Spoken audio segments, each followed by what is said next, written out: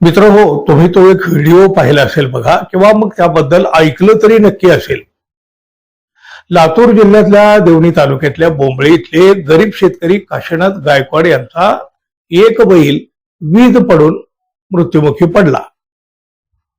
पावसाचे दिवस आणि शेतीची मशागत महत्वाची, तातडीची आणि अशा हातघाईच्या परिस्थितीमध्ये त्यांचा एक बैल निसर्गाच्या फटक्यानं दगावला. आणि मग या शेतकऱ्यानं एका बाजूला बैल आणि दुसऱ्या बाजूला आपल्या पत्नी हौसाबाई यांना अवताला झुंपलं. बैलाचं काम करणाऱ्या या हौसाबाईंचा एक व्हिडिओ सोशल मीडियावर व्हायरल झाला. तो एवढा व्हायरल झाला की थेट मुख्यमंत्री देवेंद्र फडणवीस यांच्याही नजरेला आला. महाराष्ट्रातल्या शेतकऱ्यांची अवस्था किती वाईट आहे, किती कठीण आहे याचा हा थेट पुरावा होता.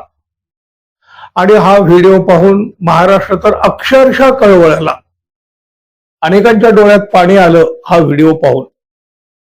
त्याचबरोबर आपल्या सरकारनं बळीराजाची नेमकी काय अवस्था करून ठेवली आहे असा प्रश्न विचारित अनेकांनी आपल्या मायबाप सरकारवर सडकून टीका केली. मुख्यमंत्री देवेंद्र फडणवीस यांनी या व्हिडिओची दखल घेतली. काशीनाथ गायकवाड यांना तातडीनं एक बैल उपलब्ध करून देण्याचे आदेश त्यांनी प्रशासनाला दिले. बैलाच्या जागी हौसाबाईला झुंपलं होतं, पण आता या हौसाबाईच्या जागी एक बैल मिळाला होता. त्यामुळे या दाम्पत्याला मोठा आधार वाटला. आभाळा एवढा आनंद या दाम्पत्यांना झाला.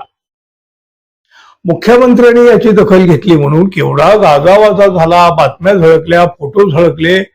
देवेंद्र फडणवीस यांचा हवा तेवढा उदो झाला आणि मुख्यमंत्र्यांनी दिलेला बैल शेतात कामाला जुंपला तसा तो थेट खाली कोसळला.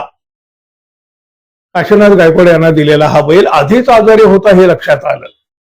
तो काय मशागतीचं काम करणार?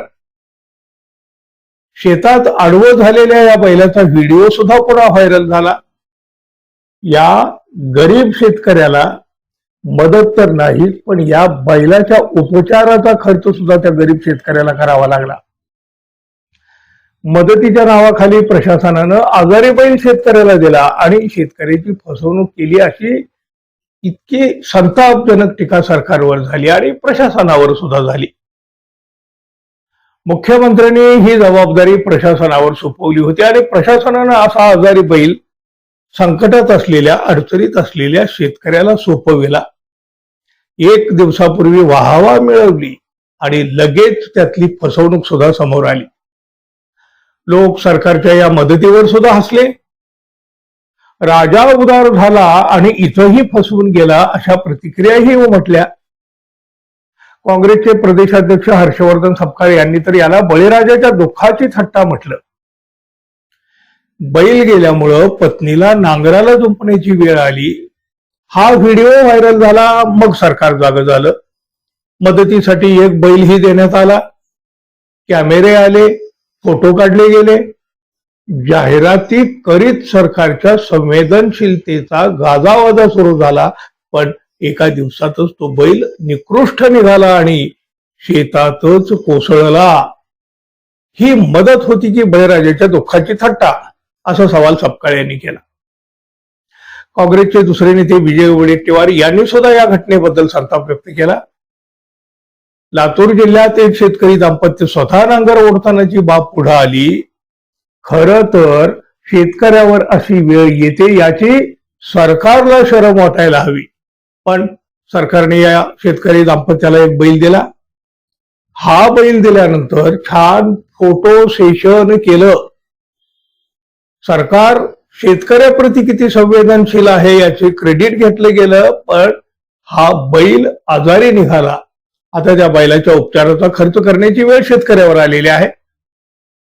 शेतकऱ्यांबाबत असलेली सरकारची अनास्था पुन्हा एकदा दिसून आली अशा शब्दात संतापही त्यांनी व्यक्त केलेला आहे. मुख्यमंत्री देवेंद्र फडणवीस यांच्यापर्यंत या दुसऱ्या बैलाची ही कथा पोहोचली. फडणवीस म्हणाले, मदतीसाठी एक बैल दिला, पण दिलेला बैल योग्य नसल्याचं दिसून आलं. त्यामुळे आता संबंधित शेतकऱ्याला घेऊन बाजारात जा आणि त्यांना आवडेल तो बैल घेऊन द्या, अशा सूचना मी जिल्हाधिकाऱ्यांना आज दिल्या, असं फडणवीस यांनी म्हटलं.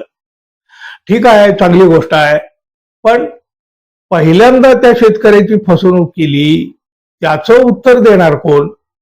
कोणाला जबाबदार धरणार? आणि आता हा दुसरा बैल सुद्धा कसा निघेल माहित नाही, पण सरकारची इज्जत मात्र दुसऱ्यांदा विषयावर टांगली गेली. बघा, मुख्यमंत्र्याचा आदेश असताना सुद्धा प्रशासन किती बेफिकीर असू शकतं याचं हे सर्वात मोठं बोलकं उदाहरण ठरलं आहे.